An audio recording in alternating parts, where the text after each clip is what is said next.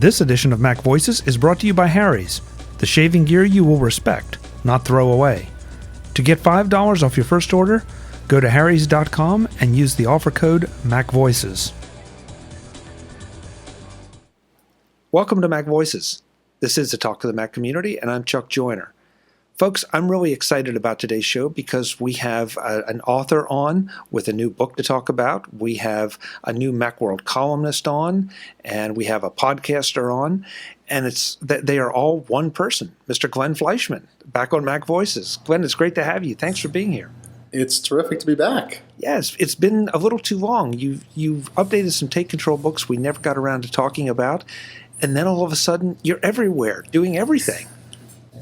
Well, the magazine took up a lot of my time for the last 2 years. That's for listeners who don't know. It's the magazine named by Marco Arment, and that I took over, and that ran for a couple years. And when it rolled to a very nice closure, I hit the point where subscriptions were going down, and I had a cash reserve to pay prorated refunds. That's how that works. And so I hit the brakes on that, and then I've come back sort of full force into freelance writing and getting back into doing more books and all that. So I'm sort of back to what I was doing about 3 years ago, seeing what's changed in the world.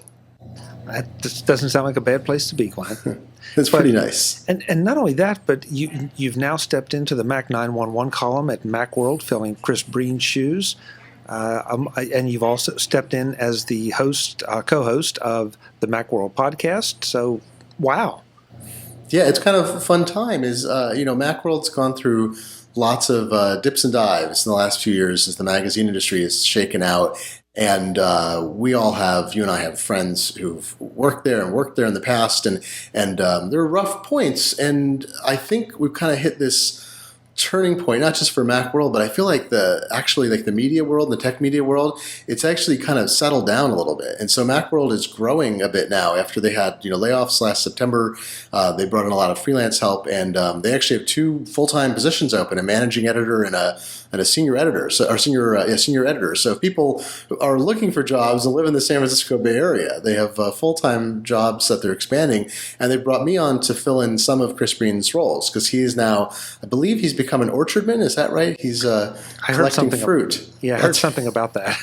I'm old enough that I grew up in the Bay Area until I was about 11 in the late 70s, and San Jose was still almond orchards when we left. It was just starting to have houses built, and anybody who's as old as I am or older will remember that there really were fruit orchards and so forth in Cupertino at one point, hence the name Apple. Not the reason for Apple. But yeah, it's been great. I'm a long-time Mac troubleshooter. It's kind of how I got into being a Mac guy in the first place. Is I was thrown at desktop publishing problems, and I solved them and decided I liked to write about that, and that got me into writing. And the Mac 911 is kind of a cycle for me where I've done that sort of writing for Macworld for years, and so this is now a weekly thing where I'm going to answer user questions. And let me tell you, people have a lot of questions about photos, the iPhoto and aperture transition, and also Mac Keeper, which I think we have to update the Macworld guide on removing Mac Keeper. I have, 8 emails sitting there saying, hey, I tried the instructions that are on the site and they're not working anymore, but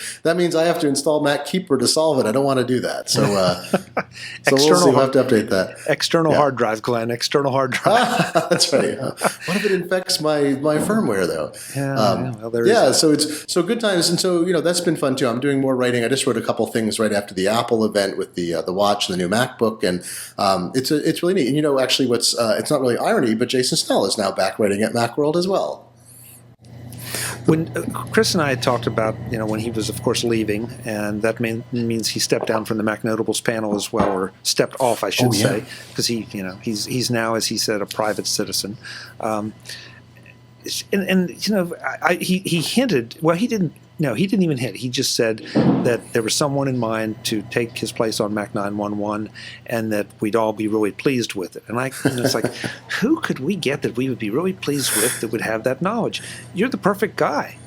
Well, thanks. And he's such a flatterer. I mean, he's a great guy. And, I'm reading Chris for longer than ever. I mean, I was reading him before I was writing for Macworld, and he's got a long history there. And I just love to be able to take over from someone doing such rich work. And Yeah, it's a great, what's funny is I feel like there's a resurgence of interest in the Mac too. I have more people asking and talking about it because I think they lasted through the big PC downturn. So many companies have had all these problems on the Windows side, and unit volumes are down, and Apple keeps shipping more computers. So they're slowly, that market share thing, they're not a big market share. They make a lot of the money, but it's crept up enough, and people who I think were not Mac users are still buying them. We still see lots of switchers, and so they come fresh to the platform, and they need all of this new information.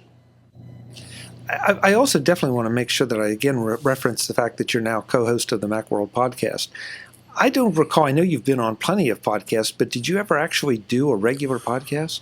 Well, I did this thing called New Disruptors I did a couple years of it where, but that was kind of idiosyncratic. It had a problem, which was every week I booked a new guest. So it was sort of like running a talk show. And unlike what you're doing right here, or perhaps, so you have your regulars, we come back again and again.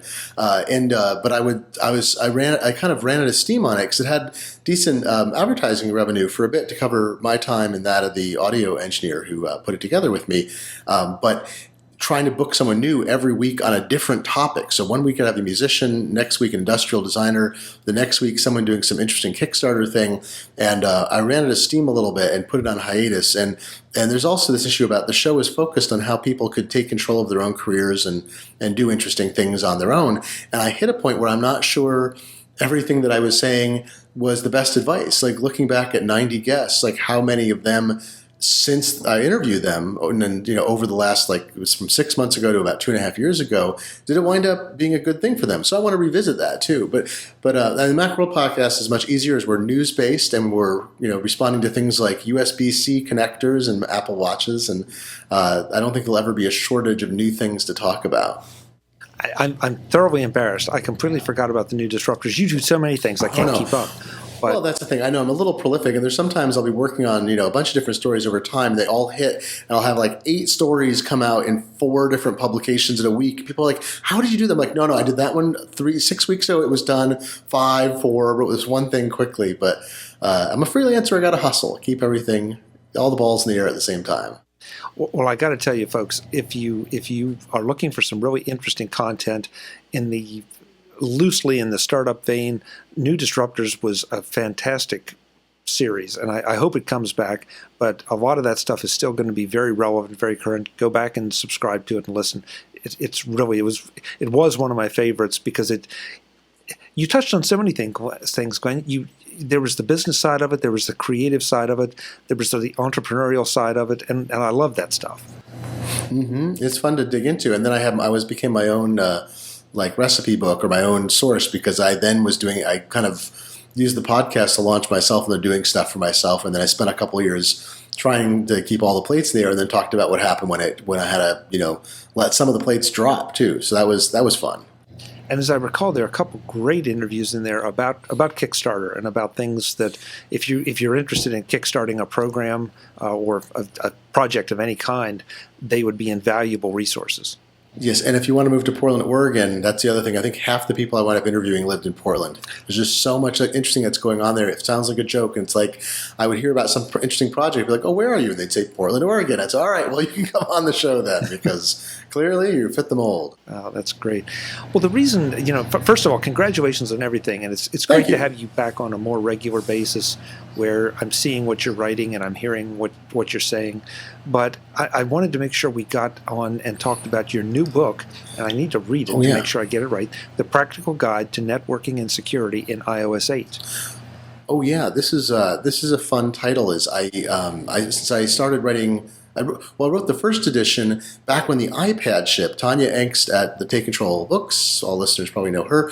She had this idea of having a bundle of 4 different books that came out with the iPad. So we would do not quite day and date, which is like the day of release of the thing, but as soon as possible, we'd have a book on basics, and I forget all the titles. One was on I did networking and security, and there were 2 others, so that people could buy a big bundle and really get started. But we would divide it up into tasks so that each of us did different things. So I wrote this networking and security book because there were a lot of complicated things, and the iPad had different options because you could get the cellular one or the Wi-Fi only one, and how did you sign up with cellular and all the carrier issues and all that. So we did that. Then we updated to there was a delay where we didn't have the time to do an iOS 5 version. We did an iOS 6 version that was both iPhone and iPad and iPod Touch. And then the book sold okay, but not great. And so we decided to let it go. But as I've coming back into kind of running my own career again, or I shouldn't say, moving from being a magazine publisher to being kind of a entrepreneurial freelancer, I felt like it was the one title that had gone by the wayside where there was some life in it. And because Adam and Tanya Engst are such lovely people, the way they run their publishing company is they don't own all the rights forever.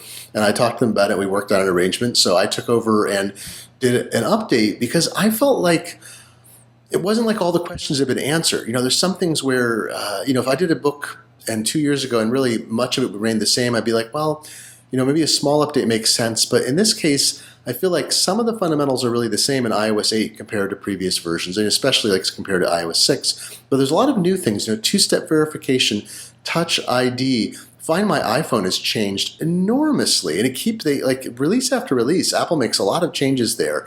And then there were some networking issues about, now that you have AirDrop that actually works interoperably between OS 10 and iOS. How does that affect, iOS to iOS is one thing. And AirPlay, I think, remains confusing for people to figure out exactly what they can use and how they configure it. So I thought, this is the time to do an overhaul. I tore probably 30 to 40% of the book out because there was outdated advice now that it's easy to get cell plans. It's much more straightforward. You don't have as many details to get involved with there. And, personal hotspot and instant hotspot are kind of new. That needed to be revised. So the book is, I think there's probably 50 or 60%, maybe 70% of the original book and structure, but there's so much that's new and everything in it's fully revised and up to date. And so it was really fun to kind of go back and dig in, especially after we spent the last 4 or 5 months writing this weekly security column at Macworld. I've been really up to speed on all the things that people are asking about that are causing them confusion and grief in iOS.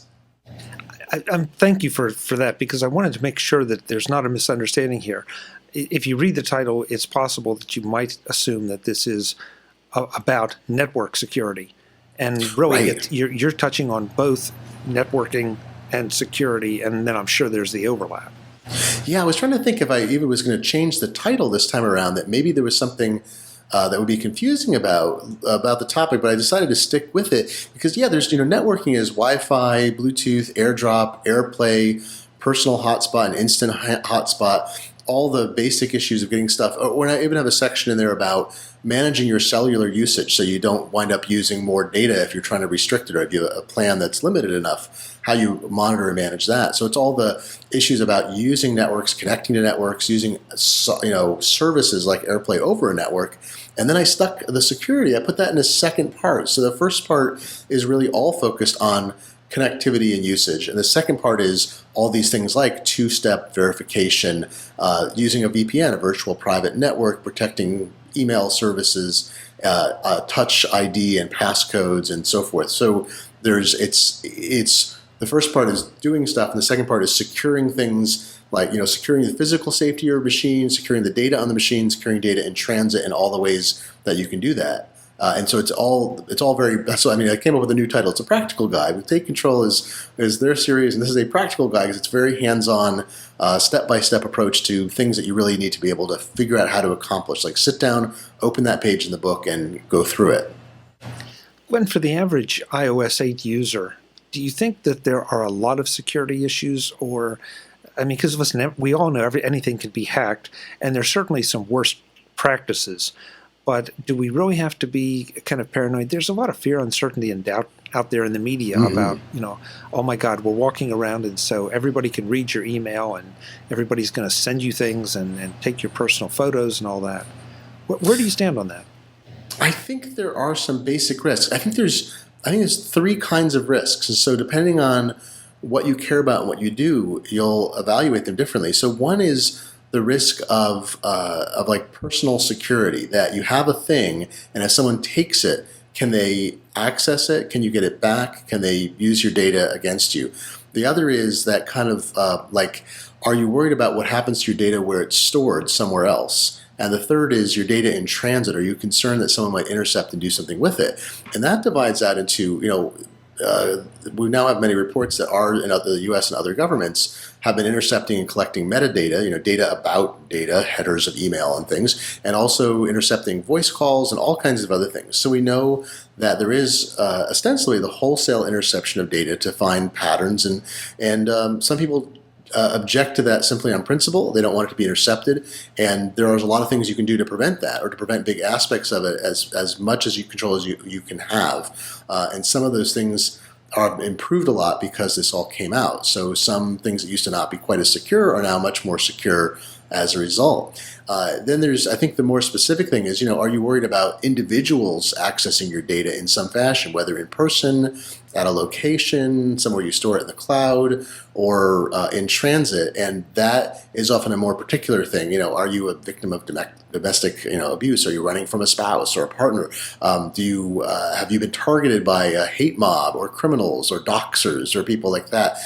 Or do you just think that you might have enough valuable information to your job, or you have a good retirement account that someone might decide to target you because they figure it out? So I think like the general level of paranoia, I would say, doesn't have to be that high. You can do some basic things to secure your iOS devices and secure most of the data in transit and how it's stored without having to be paranoid, but you can up that. And so this book doesn't, I would say, I get less into privacy in this book, and I've had some feedback already that people would like more information about controlling how data is exposed. So when you use Safari on an iPhone, how much your data is revealed and so forth. So I may add that in a future edition. This is more about like the integrity of your data, of how easy it is for other parties to gain access to it, and how to prevent that by whatever methods you have. So you don't even have to be that paranoid, but you can turn that dial up. So using a virtual private network, it used to be a fussy thing. Now, since I want to say, was it iOS 6 or 7, maybe even 7,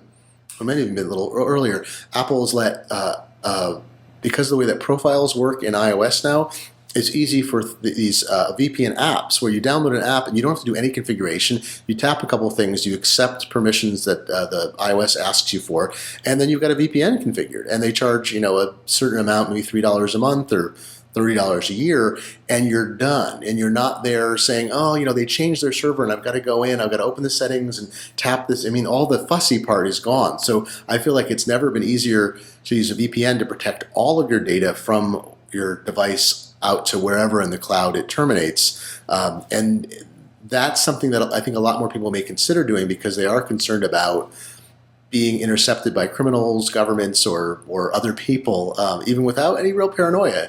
And the cost is so low and the ease is so high, they might do it. Where in the past you go, well, I don't want, the fuss of a VPN is so high, I'm just not going to do that. You just hit it. I think there are a lot of people that would take more security precautions if they could be just a little simpler, if they could get out of their way just a little, as opposed to trying to type in the super random password. We all know how much of a hassle that is. So you use a password manager, and you probably you trade off a little bit by using a password manager, but you gain so much by using that random password. Yeah, and in a future edition, I might get into some of the issues about, I've been writing at Macworld about things like if you use your fingerprint with Touch ID, one appeals court said a few months ago that your fingerprint is not protected under the Fifth Amendment. A password would be. They can't compel you to reveal a password under sort of current legal principles in the U.S. But the judge said, no, they can have your finger and they can make you put it on the thing there. It's not protected. It's like DNA is also the same thing. They can use DNA if you're accused of a crime, and this falls in the same category. So if you protect things like, I use 1Password, I use Transmit from Panic, Transmit for iOS, and I use Authy even, which is a two-factor authentication program. I have them all set right now to work with Touch ID. Maybe a good idea, maybe not. I'm not sure. I'm not particularly worried about being compelled against my will to do something with the phone, but maybe if I was traveling, like let's say I go to China, I want to go to Shenzhen and look at where all the stuff's made. If I go there, I don't know if I'm going to bring an iPhone. Would I use Touch ID? No, I would use a passcode. I would do other things. I would probably dump stuff off the phone, disconnect my iCloud connections, because not of any particular concern that the Chinese are targeting me, but just general concern about how things are run in China and personal liberties. So, or if I was engaged in stuff in like political protest in the U.S., totally legitimate and legal protest, I might also consider, well, if the police decide to seize me at a rally and I've got my phone with me, would they legally be able to put my fingerprint on my reader and get access to everything? Well, they might, and then it's not a legal search and seizure. So these kinds of concerns are completely valid, and most people, I think, don't have them in their day-to-day life. But if you do, I think it's really worth considering how those choices impact your ease of use, like how much you make things easy for yourself. Are you making it easy for other people to gain your data as well? This edition of Mac Voices is sponsored by Harry's. Find affordable shaving gear that you'll love. And you can get $5 off your first purchase by using the code MacVoices at harrys.com. There are so many things to like about Harry's that I hardly know where to start. The convenience of online ordering, so you don't have to deal with the heavies at the drugstore who seem more intent on making it difficult to buy your razors than anything else. The fact that you can choose a shave plan so that you don't even have to worry about ordering your next round of shaving gear. It just shows up in the mail on a schedule that you select. And of course, the blades. Made in a factory in Germany that Harry's bought, they deliver a terrific shave at a price that can't be beat. It can't be beat because Harry cuts out the middleman, or middlemen, as the case may be, to give you great blades at a great price. But more than great blades make a great shave. That's why I love Harry's shaving creams and aftershave moisturizer. You can choose from the shaving cream that's as smooth as butter, or the foaming gel that lathers up better than anything I've ever used. While I enjoy both, the foaming shave gel is my personal favorite. It actually makes me look forward to shaving in the morning. And the Harry's Aftershave Moisturizer finishes things off with a great smell and a great feel. All in all, the best shaving experience I've ever had, beginning to end. Yes, I like Harry's, and I want you to like Harry's too. You can try a Harry's starter kit for only $15. That gets you a Harry's handle, 3 Harry's blades, and your choice of their shave cream or my favorite, the foaming shave gel. And then take $5 off that order by using the code MacVoices. And if you're smart, you'll throw in a bottle of the aftershave moisturizer. That's $5 off your first order from Harry's with the code MacVoices. Harry's, find affordable shaving gear that you'll love. I do, and I know you will too. Thanks to Harry's for their support of Mac Voices. I want to take us on a little bit of a side trip, and I promise I'll bring us back. You are one of the most prolific tweeters out there on the internet. Oh, Lord. Well, that's okay. And the reason I bring it up is because some of your commentary is about things just like this, at the intersection of society and technology. And so I think this is a really interesting take. Now I'll bring us back. This is a really interesting take on the whole security part, that there are more than just straight technological concerns or even convenience concerns. There are legal concerns, and you need to think about those in relation to what your personal activities and objectives are. Well, let's say even you were sued, like you're in a contract with someone, you run a business, and you're sued by them. And in a civil suit, there's different kinds of ways they can compel, they can subpoena you for information. Does Touch ID qualify? I don't think there's been a case yet for fingerprint ID in this way, but what if they subpoenaed information on my phone and I chose, and if it was password protected, I'd have a right not to provide it. But if it's thumbprint protected, I have to go in and meet with a sheriff and have them, retrieve it or go into a deposition and reveal it. I mean, I don't know. I'm not a lawyer. IANAL. I'm not a lawyer. But I feel like even if you don't even get into government surveillance and protest and any other issues or court decisions, you still get in that space where you can be sued by anybody for anything, whether it's legitimate or not, and then you wind up having to defend yourself, and maybe you get court fees back if it's totally illegitimate. But you can be even in that kind of circumstance. So I think there's a lot of unanswered questions. People have these questions, and I want to get to. I deal with more of the technical issues in the book, and I think I'm going to move into more of the social, or not social, but I think the issues of dynamics in a future edition, because I think there's interest in that. I think there's a lot of interest, and not just interest in the U.S., but interest around the world. Because if you travel internationally, China, you mentioned, that's one set of issues. But if you travel to Europe, there are a lot of other different kind of concerns and issues, and just a lot of laws you probably need to be aware of. if you are concerned about any of this. If you're just taking pictures of your food, you probably don't need to worry about it.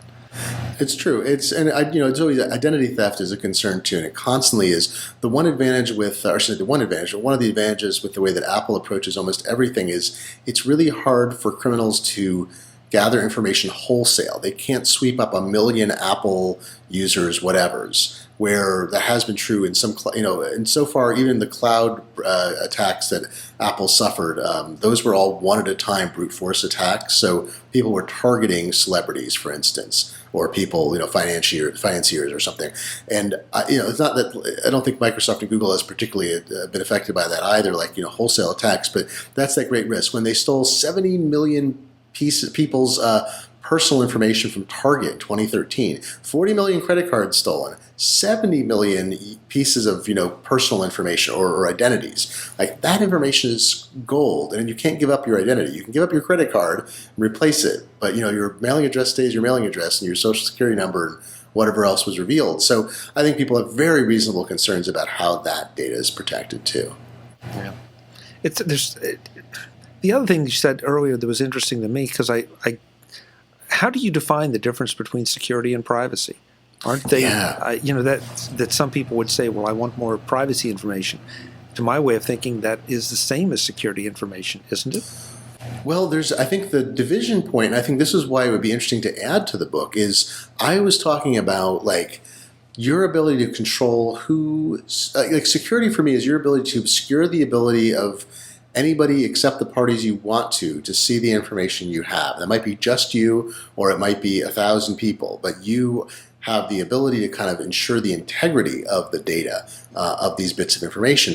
And privacy can be even something like, I went to visit a website once and they stuck this weird HTML5 thing in my browser, and now whenever I go to 1,000 different sites, they're tracking me and they've assembled a portfolio of information. They haven't disclosed it. And hey, that's my privacy has been violated because they're tracking my behavior over open, unsecured connection, essentially over web connections, by having planted bugs on my machine, and like figurative web bugs, as they used to be called. And there's I've written about things called ever cookies and super cookies, and there's a lot of techniques for marketers to do that. So I think there's some real concern. And the really thing is your private information stored outside your control. So there's your own information and behavior that sites might share without your ability or desire and the tracking things. But then there's Target having 70 million people's information, and I can't control how Target stores it.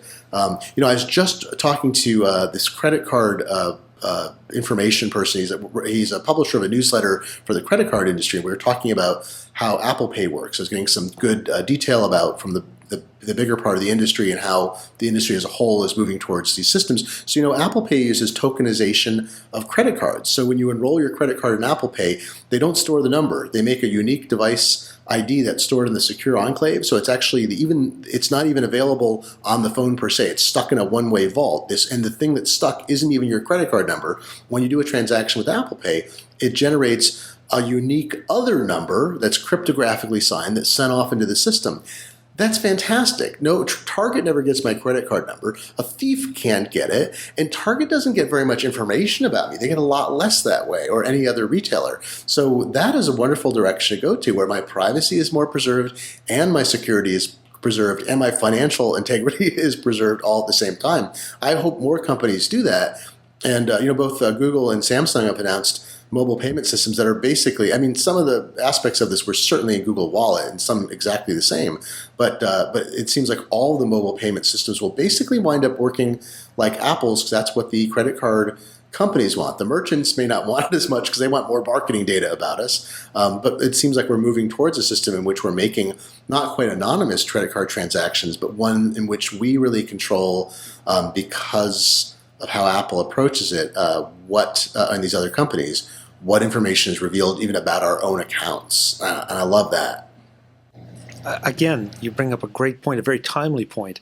As these other mobile payment systems roll out, we need to find out more about them.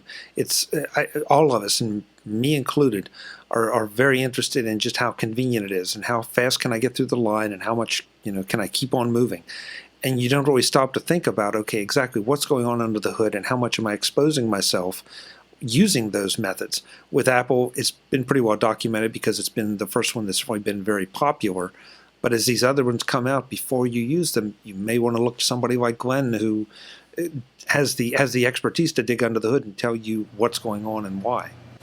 Yeah, I think it's a good trend in general that the system that the credit card companies came up with the merchants, the big retailers like Rite Aid and Walmart, it's called Current C. It's like capital C, Current C. It's cute, and not only do they want to link it to your bank accounts, but it's this very convoluted process, and they're doing it partly to get marketing information about you. I think it has zero chance of success now because Apple showed there's another way, and then Google was able to sign up 3 of the 4 major carriers in the U.S., acquired those carriers' mobile payment system that's now called SoftCard, and basically I think we now have a winner, which is essentially semi-anonymized transactions in which no information about us is revealed except our ability to pay, and I like that quite a lot. So I like that. What seemed to be something that would head towards the retailers gathering more information about it, it's like, no, not really going to happen. It's all going to be about these simple, safe, fraud-free transactions. Almost as good as cash. Yeah, well, getting there. I mean, it's not Bitcoin, but oh Lord, let's not go down that direction. We'll never come back. Flip over to the networking part for a second. You touched on that a little bit earlier. Any hints, tips, tricks on networking and how well you feel it works in iOS 8 in relation to the world in general and to Yosemite in particular? Yeah, I feel like AirPlay and AirDrop are still works in progress. I mean, AirPlay is generally reliable, but I still have times when I can't get an AirPlay connection to come up, even though the devices are on the same network and everything's cool, and I can't diagnose why it happens. So you go into the Apple forums, you see people saying, I have problems with AirPlay. AirDrop, I think, it's not a failure, but boy, it's been in iOS 8.1, I was finally able to start to use AirDrop between iOS devices I had on the same network more reliably. But they're still not perfect. So even in just testing for the book, I found a lot of variability where sometimes my iOS devices would appear on OS 10 and sometimes vice versa. Sometimes I try to drag something from one to the other and it would work, and then sometimes it wouldn't. It would sometimes appear and disappear.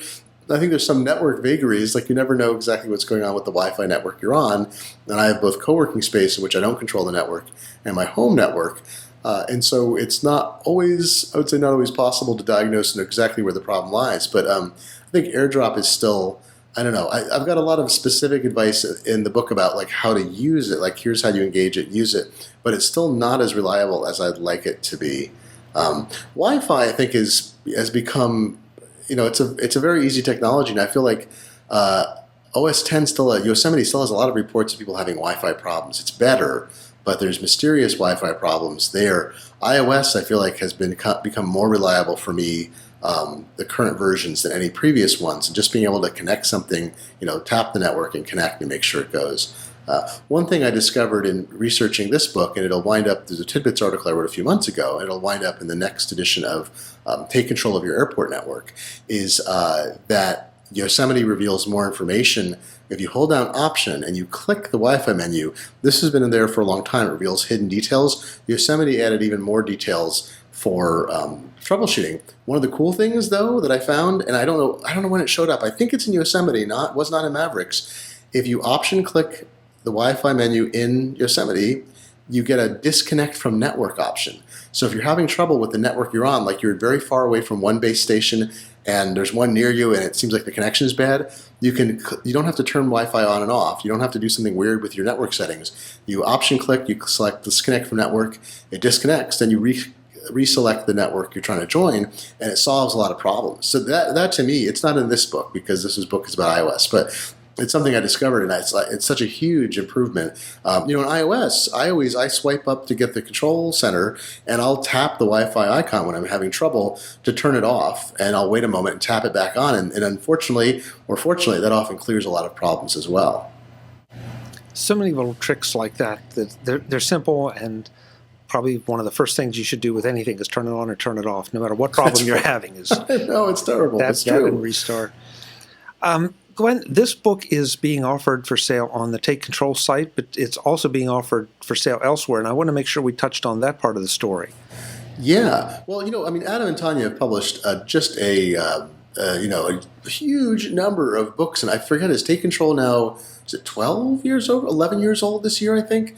And I wrote one of the first books, I think it was number 2 or number 3. I've written a ton of books for them. They've gotten savvier. I mean, they have a certain amount of personal bandwidth about how many books they can publish, and they've gotten a better formula about what people want, and, you can now become a Tidbits member, support Tidbits as a publication, and get access to chapters of some books as they're being developed and published. And so Joe Kissel is currently doing Take Control of Mac Security, a nicely complementary book to mine, and they're releasing it as chapters on Tidbits. And so it's a really neat approach. So in that view, like, this book in previous editions sold okay, but not fantastically. They need to devote their time to stuff that people need more of. And you know what people need more of by where the dollars go. What books are they buying?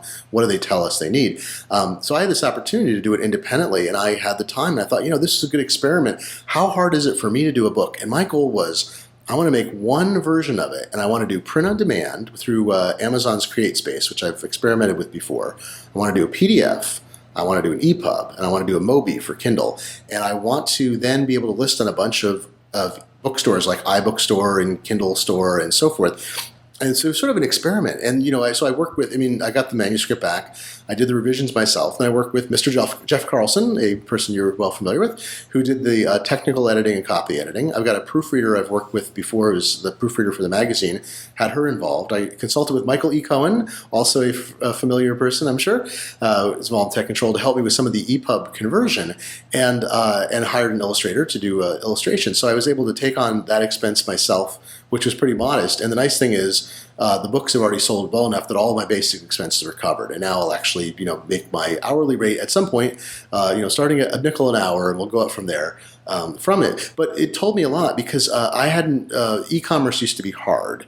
Making EPUBs used to be hard. And Tanya and Michael in particular at Take Control, they figured out some really amazing workflows that just minimize the amount of time and fuss they have to do. So in doing this, I started with Pages. I wrote in Pages, put all the images in place as we do in Take Control manuscripts, brought it into InDesign, and learned a lot about doing InDesign conversion. This is InDesign CC 2014, which is the continuously updated version that Adobe releases. And then, I hit some limits. So I have one source file in the end. I was able to get one source file that's the only copy of the book.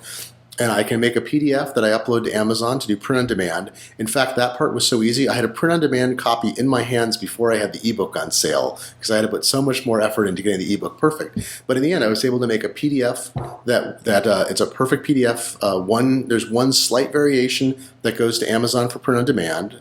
There's one that gets distributed to ebook buyers. The EPUB took more time because I had to get in and mess with some cascading style sheets, CSS, with Michael's help, to sort that out. Once we did that, I was able to generate an EPUB just directly out of InDesign. That's the one that I can ship with. I have to go in and do a tiny bit of, use BBEdit to open the EPUB file and do a tiny bit of search and replace, but it's very straightforward.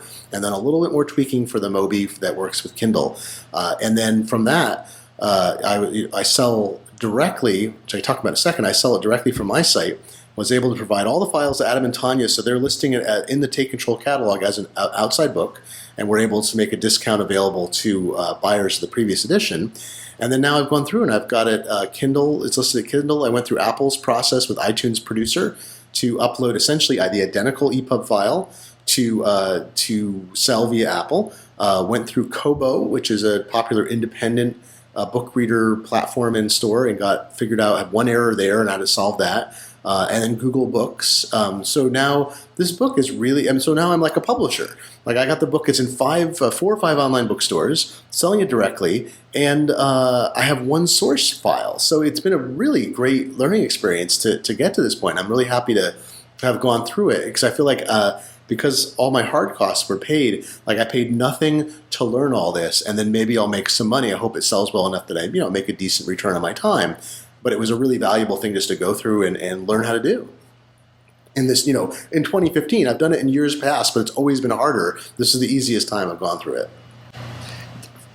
Publishing is kind of a favorite topic for Tanya and I whenever we get together. And it's interesting to hear you take it from a different angle. because I think the consensus with everyone is that this stuff is all getting easier, but there are also so many different formats and so many different distribution points. You still have to try to cover them all if you really want to try to get the book out there and in the hands of people the way they want to read it. It's fortunate is there's less customization now to list it on multiple bookstores. And as an individual, I mean, I have a little LLC, but it was actually trivial for me to get listed in 5 stores. Take Control, I should say, that's a special deal, my arrangement with Adam and Tanya. But the other 4 stores, it was really a matter of creating accounts, or in some cases I had an account that was used for some other purpose, and uploading files I already had. And that's a big change. I know people who produced ebooks in years past, and they've had a lot of monkeying around to get EPUB to be compatible and to get through all the hoops. And so that's great. The other thing that was interesting is I'll mention Squarespace and Stripe, where I'm a Squarespace user, and they've sponsored my podcast in the back. This is not a sponsor thing. They paid me nothing. In fact, I'm paying them money to do this. But I have a few different hosted sites with Squarespace, and my feeling is Squarespace has taken hosting and like blogging and just a lot of basic website stuff. They are so much closer than any system I've ever used before. I have to do so much less work to just get what I want out of it. So WordPress is more flexible. There's other platforms that are much more flexible. But in terms of, I just want to go in there and get something that's pretty close to what I want, they've got it. And they have this e-commerce integration option with Stripe. And Stripe is a credit card processor that I'd already worked with through the magazine. And Stripe is beautifully built. It's a beautiful system. Their online stuff is beautiful. Their programmer API is fantastic. They do great customer support. And Stripe doesn't charge anything to be a user. You only pay for transactions. It's I think it's 2.99% plus 29 cents a transaction, I think is the fee. Squarespace doesn't charge you anything to use Stripe because they make their money by encouraging more use. By not charging fees, it means more people use it more casually, and it doesn't cost them any more to have more people using it. So you bring these things together, and I use MailChimp. I use the free tier of MailChimp, and I just punch in a token from my MailChimp account into Squarespace. Suddenly the mailing list is integrated into that. So when people buy the book, it's integrated. So I go to set this up. I think, I'm going to see how hard it is. I might have to build some e-commerce system, or maybe I find a partner to do the selling. And what it really was I go to the commerce section in Squarespace, I add an item, it's a digital item, I upload the file, I set the price, and I'm done. And then people can buy it, and money winds up being deposited to my bank account. It's very strange, Chuck. It just works. I want you to write the next book on how to do that, how to get people to deposit money straight to my bank account. I love it. And that's the thing is I've worked with e-commerce in different forms since '94. I've worked with CyberCash and CyberSource and all these early payment systems, and I've worked with I think many payment systems over the years. And Stripe is very simple in terms of their approach. And Squarespace's integration is really good. So this just makes it possible. Every copy I sell directly, I make more money on than if I sell it through somebody else. And that means I've sold a number of copies through Take Control, and fewer, of course, directly. But it's just another place people can find it when they're searching. And the amount of effort and time it took me to set up my own store, I sound like an advertisement. I'm not trying to. I'm impressed by it because I expected it to be harder. And I had to do fiddling. I had to create some special pages and figure out. I did a redirect from my glenf.com site. I wanted to have a URL as glenf.com/guides, and that redirects to a page at my Squarespace site, which is mostly my blog. And I've never done anything that was this easy to make something available for sale. And it's just lovely to know that these options exist. When you're thinking about doing something, if you want to do something modest and you think you might sell 100 copies of something, well, you could set it up and do it. And you don't have to feel like there's no way for you to sell it, or you have to find a partner, you have to find a publisher, you have to set up something that's completely unfamiliar to you. So it's kind of nice. Another reason it's nice to live in 2015 is some of the problems have been solved. So what is the website? I mean, obviously Take Control Books, they can go there and pick it up, but What's the website directly for the book? Well, if listeners of this podcast, a videocast, would like to get a 25% discount, they can just use the coupon code MacVoices, all one word, and they'll get 25% off the $15 price. And they can go to, it's glenf.com/guides, so GLENNF.com/guides, and that'll take you to the page with an order button, and then you can punch in the coupon code and get the discount. Well, thank you. That's very, very kind of you. We hadn't even talked about that. That's a surprise. So, this is the nice thing. This is being a publisher. I can say, hey, give a discount to people who are loyal enough to listen to this point in the videocast. Deserve a discount. That's my take. Well, I think they've gotten a lot out of it. I have. I know it's fascinating. And it's fascinating to hear someone who has his hands in so many different things. It improves your perspective on it. So I love it. I love it. Well, I appreciate it as always. I'd like to say, what's your next project? But there's so many that are just going now. My head explodes. So, well, I got we did a Take Control of BB Edit book, and the schedule. There's so much Mac stuff coming out. We're not on schedule to revise that, and I really want to. So I'm trying to figure out how to make that happen with my schedule. I've got ideas for other books, but I'm not sure which ones are going to gel. I've got the weekly Mac stuff. I'm writing for Fast Company, The Economist, and MIT Technology Review, and Six Colors. You'll sometimes see me at Jason Snell's Six Colors. So yeah, I'm keeping busy. I'm actually less busy than I have been in a while because I've got some regular recurring things, and so you'll see more of me in some places and probably a little less frantic Glenn in general. All Glenn all the time. I love it. Glenn, it's great to talk to you. Listen, it's always fun discussing this stuff. Please come back anytime, not just when you have something to promote. Your insights are always appreciated. I'll be back, I promise. I'm like I say, I'm much less busy, and I'm refocused on Mac stuff again. So I'll be here more often. Good. I'm holding you to it. Folks, the book is The Practical Guide to Networking and Security in iOS 8. You can get it from Glenn's site at 25% off. You can get it from Take Control. You can just go and get it, whatever you do. Glenn, again, good to see you. Thanks for being here. Nice to see you, and thank you. Folks, I'm Chuck Joyner. This is MacVoices. You can follow me on Twitter at Chuck Joyner, and of course, visit MacVoices.com for links to everything that Glenn talked about. I'll have them all in the show notes. Until the next time, thanks for watching.